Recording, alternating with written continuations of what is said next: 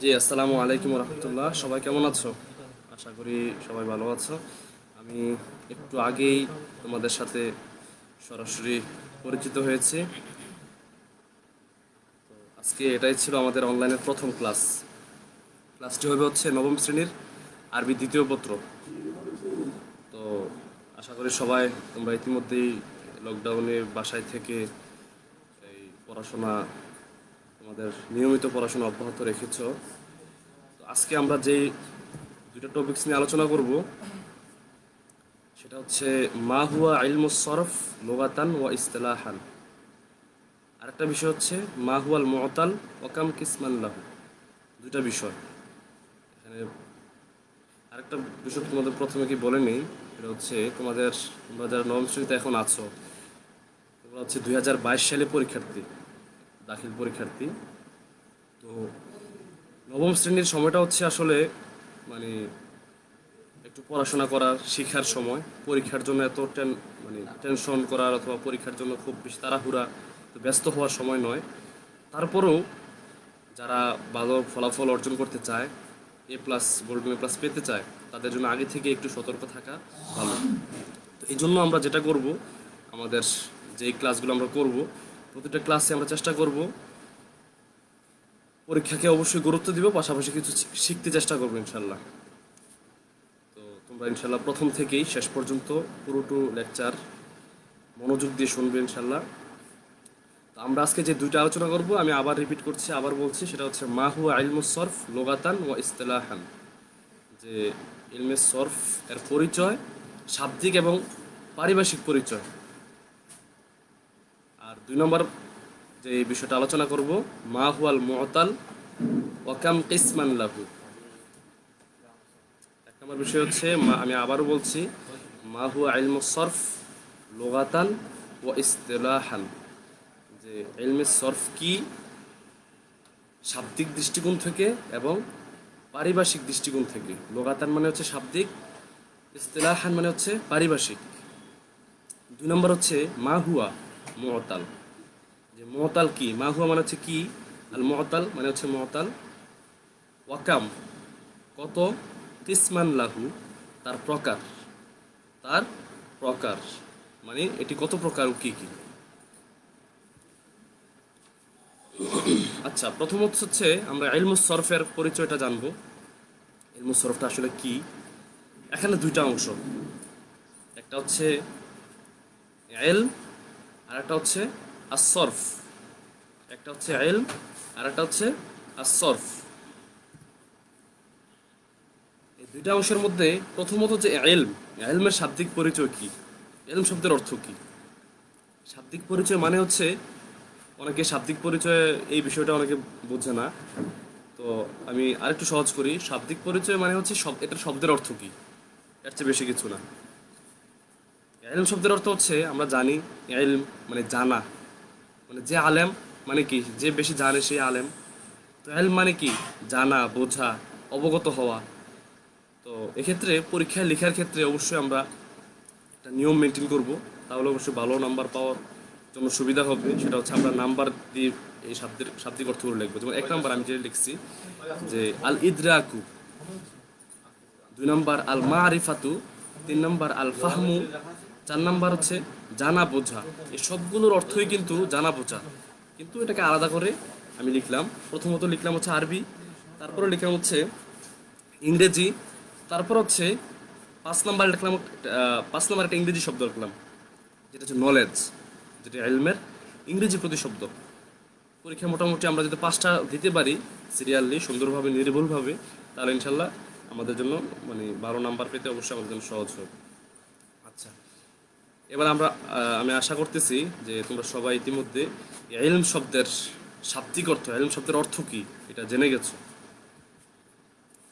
তারপর হচ্ছে যে শব্দটা ইলমুস সরফের দ্বিতীয় শব্দ হচ্ছে আস-সরফ। সরফের শাব্দিক পরিচয় কি, সরফ বলতে আসলে কি বোঝায়, সরফের অর্থ কি। এক কথায় সরফের অর্থ হচ্ছে আসলে পরিবর্তন, রূপান্তর, এক অবস্থা থেকে আরেক অবস্থায় পরিবর্তন, চেঞ্জ। আরবিতে যেটাকে আরো অন্য পরিভাষায় বলা যায় আত-তাগয়ির, আত-তাহবিল। নম্বর হচ্ছে আত-তাগয়ির, 2 নম্বর হচ্ছে আত-তাহবিল, 3 নম্বর আমরা দেখতে পাচ্ছি পরিবর্তন, রূপান্তর, চেঞ্জ। সবগুলো একই অর্থ, সবগুলোর অর্থ একই, পরিবর্তন, পরিবর্তন, রূপান্তর। তার মানে আমরা ইতিমধ্যে জেনে গেলাম যে ইলমের শাব্দিক পরিচয়, তারপর হচ্ছে এদিকে সরফের শাব্দিক পরিচয়। আচ্ছা, এবার আমরা যেটা জানবো ইলমুস সরফের ইস্তিলাহি অর্থ, মানে ইস্তিলাহান এর মানে পারিভাষিক পরিচয়, যেটা আমরা প্রশ্নের মধ্যে জেনেছি যে মা হুয়া ইলমুস সরফ লুগাতান, লুগাতানের পার্ট আমাদের জন্য শেষ। এবার হচ্ছে আমরা পারিভাষিক পরিচয় জানবো ইলমুস সরফের। দেখো, এটি হচ্ছে তোমাদের বই থেকে আমি এই সংজ্ঞাটা নিয়েছি, যেন তোমাদের জন্য পরবর্তীতে বইয়ের সাথে একটা সামঞ্জস্য সমন্বয় বই থেকে যখন তোমরা পড়তে যাবে যেন তোমাদের জন্য সহজ হয়, এই জন্য আমি সরাসরি বই থেকেই এই সংজ্ঞাটা নিয়ে এসেছি। তোমাদের বইয়ের প্রথম পৃষ্ঠায় সংজ্ঞাটা আছে, হুয়া ইলমুন ইউবহাসু আনিল কালিমি মিন হাইথু মা ইয়ারিদু লাহু মিন তাসরিফিন ওয়া ইলালিন ওয়া ইদগামিন ওয়া ইবদাল। আবার পড়ছি, ওয়া ইলমুন ইউবহাসু আনিল কালিমি মিন হাইথু মা ইয়ারিদু লাহু মিন তাসরিফিন ওয়া ইলালিন ওয়া ইদগামিন ওয়া ইবদাল। এটার মানে কি? এটার মানে হচ্ছে, যেটা তোমাদের বইয়ের প্রথম পৃষ্ঠায় এই সংজ্ঞাটা বইয়ের লেখক লিখে দিয়েছেন, সেটা হচ্ছে ইলমুস সরফ হলো এমন একটি বিষয় যেখানে শব্দের রূপান্তর, ইলাল, ইদগাম ও ইবদাল সম্পর্কে আলোচনা করা হয়। ইলমুস সরফ হলো এমন বিষয় যেখানে শব্দের রূপান্তর, ইলাল, ইদগাম ও ইবদাল সম্পর্কে আলোচনা করা হয়। আশা করছি তোমরা এই সংজ্ঞাটা খুব সহজভাবে লেখা হয়েছে, বুঝতে পেরেছ। তবে এখানে কথা হলো যে রূপান্তর বুঝলাম, ইলাল কি, ইদগাম কি, ইবদাল কি, এই বিষয়গুলোই মূলত তোমাদের এই সরফের অংশে বিস্তারিত সবিস্তার আলোচনা করা হবে। আমাদের এখানে জানা উচিত যে আসলে সরফ জিনিসটা কি, ইলমুস সরফ জিনিসটা কি, ইলমুস সরফে কী কী আলোচনা করা হয়। ইলমুস সরফ হচ্ছে এমন একটা বিষয় যেই বিষয়ের মধ্যে রূপান্তর সম্পর্কে আলোচনা করা হবে, ইলাল সম্পর্কে আলোচনা করা হবে, ইদগাম সম্পর্কে আলোচনা করা হবে, ইবদাল সম্পর্কে আলোচনা করা হবে। পুরো সরফ বইটা পড়লেই আমরা এই রূপান্তর, ইলাল, ইদগাম, ইবদাল সব জেনে যাব ইনশাল্লাহ। আমাদের এখানে জানা দরকার হচ্ছে ইলমুস সরফের পরিচয়টা কি, কী আলোচনা করা হয়। ইলমুস সরফের প্রধানত এই 4টা বিষয় আলোচনা করা হয় ইনশাল্লাহ। আশা করি পরীক্ষায় আসলে আমরা সবাই ভালোভাবে দিতে পারবো, এবং কেউ যদি জিজ্ঞেস করে জানতে চায় তাও আমরা ইনশাল্লাহ বলতে পারবো। আচ্ছা, একটা উদাহরণ দিই, এই যে সরফের উদাহরণ, যে আসলে কিভাবে রূপান্তরটা হয়। আমরা তো জানলাম যে সরফ মানে হচ্ছে রূপান্তর, এক অবস্থা থেকে আরেক অবস্থা রূপান্তর হয়।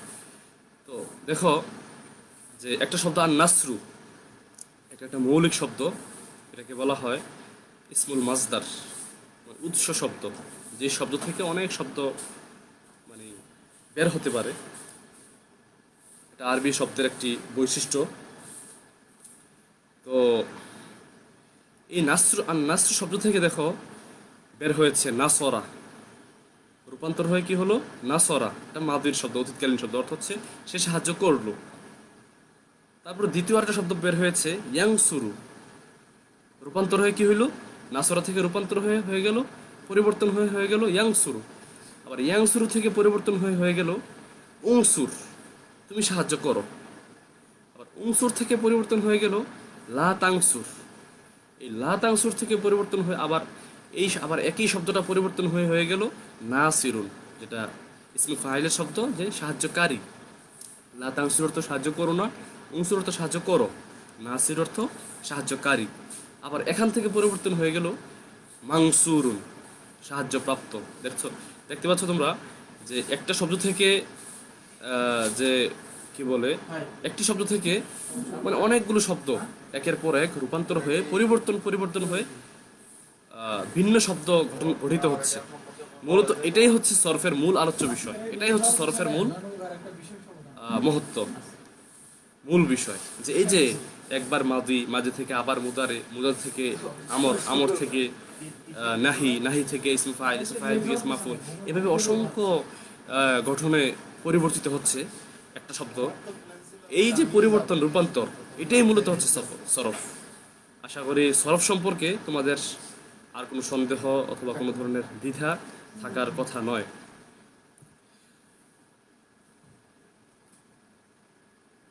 তারপর আমরা চলে যাব আমাদের যে দ্বিতীয় টপিকস, মুআতাল। মুআতালের পরিচয়। ইতাল্লা ইয়াতাল্লু মুআতাল্লুন। ইতাল্লা মানে হচ্ছে রোগগ্রস্ত হওয়া, সমস্যাগ্রস্ত হওয়া। এটা আমাদের স্লাইডে নেই, আমি জাস্ট বোঝার জন্য বলতেছি, বিস্তারিত আলোচনা পরবর্তীতে আসছে। তো মুআতাল্লুন মানে হচ্ছে এমন একটা শব্দ, যে শব্দটার কিছু একটা সমস্যা আছে। সমস্যাটা কি, এই সংজ্ঞার মধ্যে স্পষ্ট হয়ে যাবে। যেমন তোমাদের বইয়ের 9 পৃষ্ঠা থেকে আমি এই সংজ্ঞাটা সংগ্রহ করেছি তোমাদের বোঝার এবং পড়ার সুবিধার্থে। 9 পৃষ্ঠা খুললেই পাবে।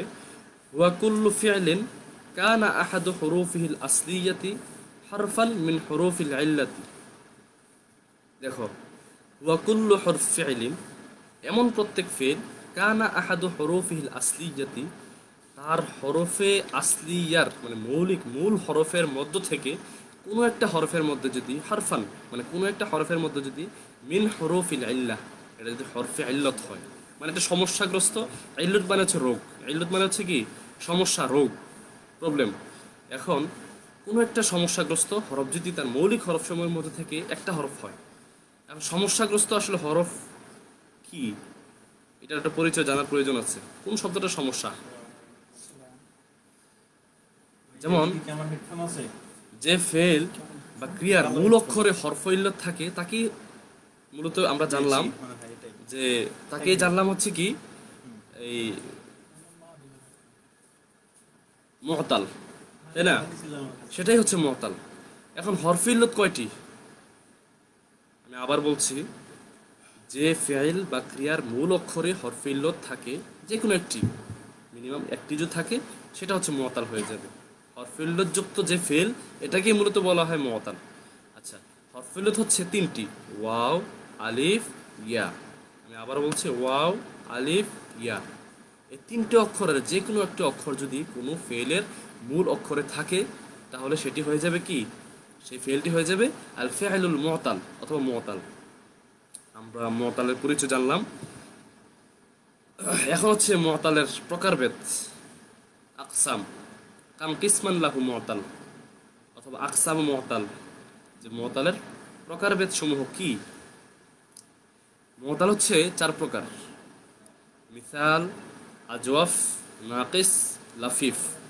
মিসাল, আজওয়াফ, নাকিস, লাফিফ। আমি আবারও বলছি, মিসাল, আজওয়াফ, আজওয়াফ, নাকিস, লাফিফুন। আচ্ছা, তোমাদের বইয়ে অবশ্যই এগুলো বিস্তারিত এগুলো দেওয়া আছে, তোমরা অবশ্যই বই থেকেও ফলো করবে। আর যদি সরাসরি আমার লেকচার সরাসরি শোনো তাও চলবে, লেকচারতে সরাসরি খাতায় নোট করে ফেলতে হবে, না হয় পরবর্তীতে এগুলো উচ্চারণ করতে গিয়ে তোমাদের সমস্যা হতে পারে। সরাসরি শুনে শুনে খাতায় নোট করে ফেলবে, যেটা তোমাদের অর্ধবার্ষিকী পরীক্ষা, ফাইনাল পরীক্ষা এবং কি এসএসসি বোর্ড পরীক্ষাতেও ইনশাআল্লাহ কাজে লাগবে। তারপর আমরা এখন বিস্তারিত আলোচনা করব প্রকারভেদ সমূহের। মিসালের পরিচয় কি আসলে? মিসাল কাকে বলবো? যে ফেলের প্রথম অক্ষরে তথা ফাকালেমায় হরফ ইল্লত হয়। আমরা জানলাম, আমরা ইতিপূর্বে জেনেছি যে কোনো ফেলের মূল অক্ষরে যদি হরফ ইল্লত থাকে তাহলে এটা মুআতাল। এখন মূল অক্ষরটা আবার 3 ভাগে বিভক্ত আমরা জানি: ফাকালেমা, আইন কালেমা, লাম কালেমা। ফাকালেমাটা হচ্ছে প্রথম অক্ষর, আইন কালেমাটা হচ্ছে দ্বিতীয় অক্ষর, আর লাম কালেমাটা হচ্ছে তৃতীয় অক্ষর। এখন যে ফেলের প্রথম অক্ষরে তথা ফাকালিমায় হরফ ইল্লত হয়, সেটাই হচ্ছে কি মিসাল। যেমন ওয়াজাবা, ওয়াসলা। এখন আমরা দেখতে পাচ্ছি ওয়াজাবার মধ্যে ওয়াওটা হচ্ছে হরফ ইল্লত, ওয়াও, আলিফ, ইয়া, এই 3টার মধ্যে একটা হচ্ছে ওয়াও, তো ওয়াওটা হচ্ছে কি হরফ ইল্লত। ওয়াসলা, এখানেও ঠিক সেম, ওয়াওটা হচ্ছে হরফ ইল্লত, যেটা শব্দের প্রথম অক্ষর ফাকালেমা অবস্থিত, এই হরফ ইল্লতটা। এজন্য আমরা এই ধরনের শব্দ যত পাবো, আমরা নির্দ্বিধায় বলে দিতে পারবো যে এই শব্দটা হচ্ছে মিসাল। আমাদের পরীক্ষায় মাঝে মধ্যে তাহকিক আসে, যে তাহকিক করো, হাক্কিক বিকালিমাতিন তালিয়া যে নিচের শব্দগুলো তাহকিক করো, এমন আসে পরীক্ষায়। তো পরীক্ষার মধ্যে আমরা মাঝে মাঝে তাহকিক দিতে পারি না, এই জন্য যে আসলে আমরা চিনতে পারি না যে আসলে শব্দটা কি, এটা কি সহি, মাহমুস, মুতাল না মুদাআফ। তো মুতাল হলে হচ্ছে এটা কোন প্রকারে পড়েছে, মিসাল, আজওয়াফ, নাকিস না লাফিফ। তো আমরা এখন থেকে জেনে যাব যে প্রথমে যদি ওয়াও আসে আমরা সরাসরি বলে দিব এটা হচ্ছে মিসাল। মুতালের প্রথম প্রকার মিসাল। আচ্ছা, আমরা চলে যাচ্ছি মুতালের দ্বিতীয় প্রকারে, আজওয়াফ। আজওয়াফের পরিচয়। যে ফেলের দ্বিতীয় অক্ষর তথা আইন কালিমায় হরফ ইল্লত হয়, এটা হচ্ছে কি আজওয়াফ।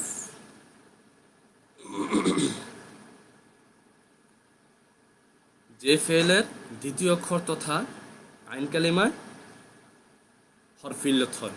আচ্ছা, আমি এখানে মূলত উদাহরণটা দেই নাই, একটা এটা পরীক্ষার জন্য মূলত আমি চাচ্ছিলাম যে আসলে স্ক্রিন শেয়ার প্লাস হচ্ছে মানে আমার লাইভ দুটো একসাথেই হবে, বাট এটা হচ্ছে না আনফরচুনেটলি। তো এখানে একটা মানে সরাসরি দুইটাই করতে পারলে তোমাদের কাছ থেকে টেস্ট নেওয়া যেত যে আসলে এই যে এই পৃষ্ঠা থেকে আমরা আজওয়াফের একটা উদাহরণ বের করতে চাচ্ছিলাম। এখানে তো আমি উদাহরণ দেই নাই, যেমন পরে যে ফেলের দ্বিতীয় অক্ষর তথা আইন কালেমায় হরফ ইল্লত হয়, এটা উদাহরণ আসলে কি তোমাদের কাছ থেকে একটা উদাহরণ নিতে চাচ্ছিলাম পরীক্ষা স্বরূপ। যাই হোক, সেই সুযোগ যেহেতু নাই আমি বলে দিচ্ছি। সেটা হচ্ছে এই যে দেখো, আজওয়াফ শব্দটা যদি আমি বলি জাউফুন, বলে কি জাউফুন, জিম ওয়াও ফা। দেখো, আজওয়াফ শব্দটা নিজেই হচ্ছে কি, আজওয়াফ শব্দের এক বছর হচ্ছে জাউফুন। হ্যাঁ, এখন এই শব্দটা, এই জাউফুন মানে হচ্ছে মাঝের কিছু। জাউফুন মানে হচ্ছে পেট। মানুষের পেট কোথায় থাকে? মাঝে থাকে। এখন আমরা জানি যে ফেলের দ্বিতীয় অক্ষর, একটা ফেল বা একটা শব্দ যদি 3 অক্ষর বিশিষ্ট হয়, আর এই 3 অক্ষর বিশিষ্ট শব্দের মাঝের অক্ষরটা যদি হরফ ইল্লত হয়, এই মাঝের অক্ষরটা কি, মানে একটা মানুষের পেট যেমন মাঝ বরাবর, ঠিক একটা শব্দের আইন কালিমা বা দ্বিতীয় অক্ষরটাও তার পেটের মতো মাঝ বরাবর, মাঝের একটা অবস্থা।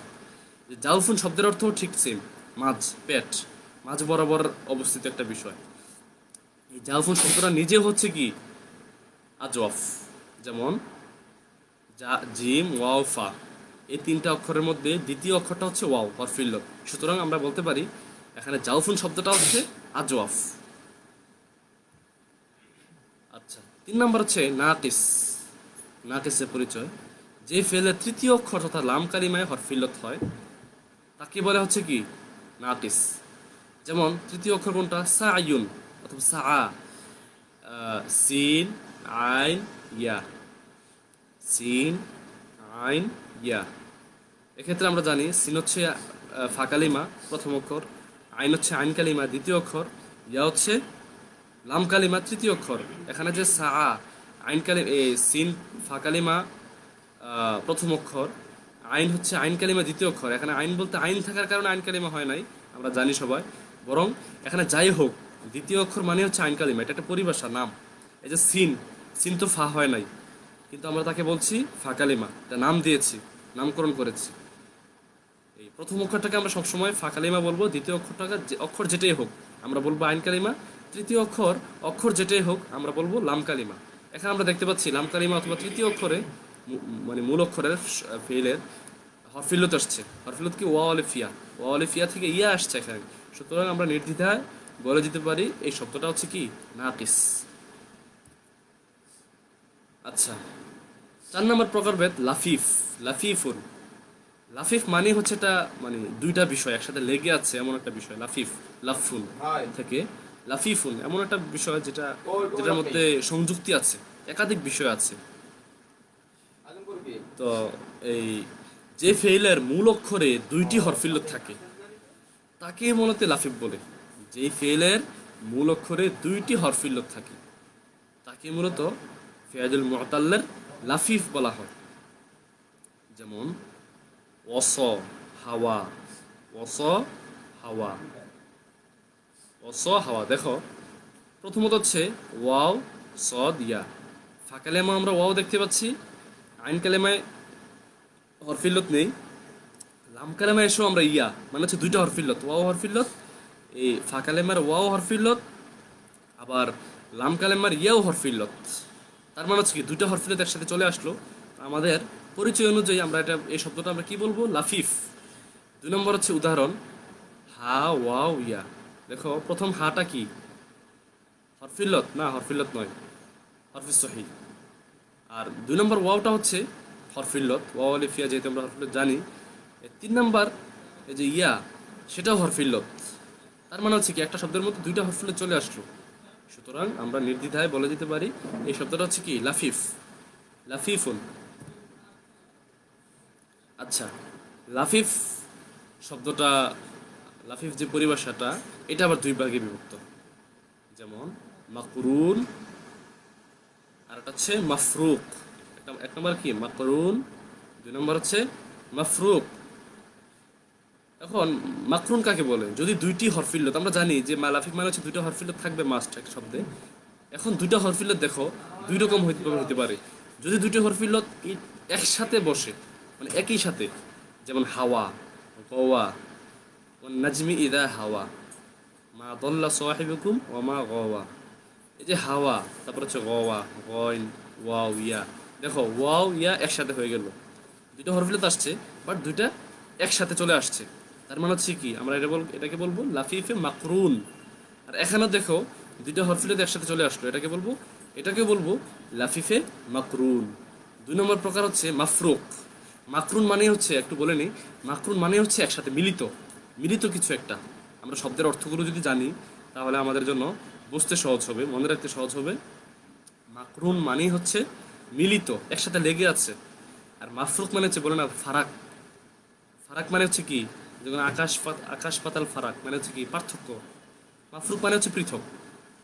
আচ্ছা, যদি দুইটি হরফিল্লত পৃথকভাবে বসে, আলাদাভাবে বসে, দেখো উদাহরণ দিলে স্পষ্ট হয়ে যাবে। ওয়াক, ওয়াও, কফ, ইয়া। এখানে হচ্ছে ওয়াওটা প্রথমে বসলো, কফটা হচ্ছে মাঝে কফটা হরফে সহি, তারপর হচ্ছে হরফিল্লত। এই শব্দের মধ্যে আমরা যদি খেয়াল করি, দেখবো যে দুইটা হরফিল্লত একসাথে বসে নেই, মাঝে একটা পার্থক্য সৃষ্টিকারী হরফে সহি চলে আসছে, ওয়াও, কফ, ইয়া। পরের শব্দটাও সেম, ওয়াও, সদ, ইয়া। প্রথম হচ্ছে ওয়াও হরফিল্লত আসলো, তারপরে কিন্তু হরফিল্লত নেই, তারপর হচ্ছে আবার হরফিল্লত, মানে হচ্ছে দুইটা হরফিল্লত এসছে কিন্তু পৃথকভাবে, মাঝে কি একটা হরফে সহি অথবা অন্য একটা হরফ চলে আসছে। এ কারণে আমরা এটাকে বলবো লাফিফে মাফরুক। আগেরটা ছিল কি লাফিফে মাকরুন, এখন হচ্ছে লাফিফে মাফরুক। তো এই ছিল মোটামুটি আমাদের মুআতাল এর পরিচয় এবং মুআতালের প্রকারভেদ, বিস্তারিত আলোচনা। তো আমরা ইতিমধ্যেই জেনে গেলাম ইলমুস সরফের পরিচয়, শাব্দিক এবং পারিভাষিক পরিচয়।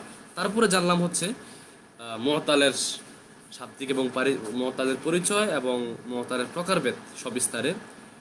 তো আশা করি তোমরা প্রথম থেকেই শুনেছ খেয়াল করে।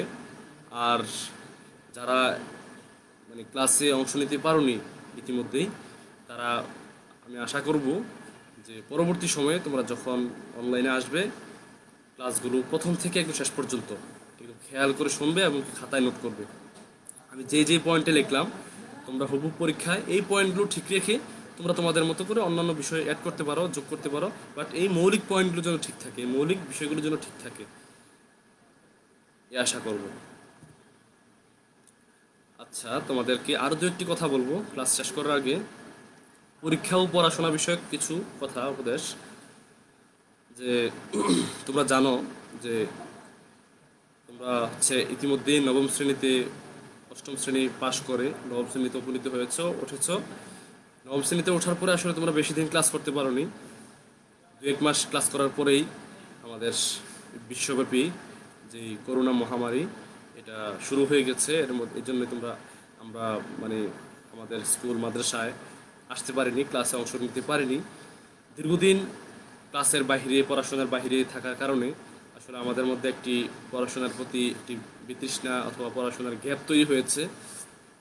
তো পৃথিবী কিন্তু স্বাভাবিক গতিতেই চলবে, তার নিজস্ব গতিতেই চলবে। এখন আমরা যদি পড়াশোনা না করি, আমাদের নিজেদের যে ব্যক্তিগত যে কাজ এটা যদি না করি, সারাদিন মোবাইল নিয়ে ব্যস্ত থাকি, ফেসবুক, ইউটিউব, ইনস্টাগ্রাম, টিকটক ইত্যাদি নিয়ে ব্যস্ত থাকি, তাহলে দেখা যায় পৃথিবী এগিয়ে যাবে, বাট আমরা পিছিয়ে যাব। এজন্য পরীক্ষা, পড়াশোনা, তোমরা যেই মুহূর্তে আছো কিছুদিন পরেই দেখবে যে তোমাদের এসএসসি দাখিল মানে বোর্ড পরীক্ষা চলে আসছে, কিন্তু তোমাদের প্রস্তুতির কিছুই হয়নি। তো এই জন্য আশা করব যে তোমরা ভালো করে পড়াশোনা করবে। তোমরা জানো যে তোমাদের যে প্রতিষ্ঠান, তোমাদের প্রতিষ্ঠানের আমাদের যে মাদ্রাসা, এই মাদ্রাসার মানে তোমাদের যারা ইতিপূর্বে যারা মানে প্রাক্তন হয়েছে, যারা যারা পড়াশোনা করে এখান থেকে গিয়েছে, তারা অনেকেই ভালো ভালো জায়গায় পড়াশোনা করে ভালো ভালো জায়গায় অবস্থান নিয়েছে। আমাদের মাদ্রাসা থেকে শুধু দেশেই নয়, এখন বিদেশেও উচ্চশিক্ষা গ্রহণ করছেন, মাস্টার্স পিএইচডি নিচ্ছেন। তারপর হচ্ছে বাংলাদেশের সর্বোচ্চ সরকারি চাকরি বিসিএস পরীক্ষায় পাশ করেছেন। তারপর হচ্ছে ব্যাংক সেক্টরগুলোতে, বাংলাদেশ ব্যাংক ইত্যাদি সেক্টরগুলোতেও যাচ্ছেন, এমনকি নিয়মিতই আমাদের মাদ্রাসা থেকে বিশ্ববিদ্যালয়, পাবলিক বিশ্ববিদ্যালয়গুলোতে, ভালো ভালো প্রতিষ্ঠানগুলোতে যাচ্ছেন। সুতরাং তোমরা তোমাদের যারা আগের বড় ভাই যারা ছিল, আশা করি তাদের যে ঐতিহ্য, এই ঐতিহ্যকে তোমরা রক্ষা করে তোমরা তোমাদের পড়াশোনায় অবশ্যই মনোযোগী হবে এবং সবসময় চেষ্টা করবে যে এই সময়গুলোকে কাজে লাগানোর জন্য। নবম শ্রেণী মানে হচ্ছে জীবনের পড়াশোনা এখনও শুরু হয়নি, মানে তোমাদের মানে পড়াশোনার অনেক ক্ষেত্র, অনেক বিষয়, অনেক স্টেপ বাকি আছে এখনও। সুতরাং ওই স্টেপগুলোতে যদি তোমরা পাড়ি যেতে চাও, তাহলে অবশ্যই এই সময়গুলোতে ভালো করে পড়াশোনা করতে হবে। ইনশাল্লাহ সামনে আরও পরীক্ষা বিষয়ক আরও কিছু কথা বলবো, কীভাবে পরীক্ষা পরীক্ষা দিলে এ প্লাস পাওয়া যাবে, ভালো মার্কস পাওয়া যাবে, বেশি নাম্বার পাওয়া যাবে। হ্যাঁ, তারপরে সামগ্রিকভাবে কীভাবে রেজাল্ট ভালো করা যায়, কীভাবে বেশি সংখ্যক এ প্লাস পাওয়া যায়, এই বিষয়গুলোতে ইনশাল্লাহ পরীক্ষা কীভাবে লেখা যাবে, সুন্দরভাবে কীভাবে লেখা যায়, সহজ টেকনিক, সুন্দর কৌশল ইনশাল্লাহ আমি তোমাদেরকে পরবর্তী ক্লাসগুলোর ফাঁকে ফাঁকে ইনশাল্লাহ বলবো। তো আজকে হচ্ছে আমাকে বিদায় নিতে হচ্ছে। ইনশাল্লাহ আমি কমেন্ট বক্সে যদি কোনো প্রশ্ন এসে থাকে, আমি ইনশাল্লাহ পরবর্তীতে প্রশ্নের উত্তরগুলো দেওয়ার চেষ্টা করব। তো সবাইকে আবার ধন্যবাদ জানিয়ে আমি শেষ করছি। আসসালামু আলাইকুম ওয়া রাহমাতুল্লাহি ওয়া বারাকাতুহু।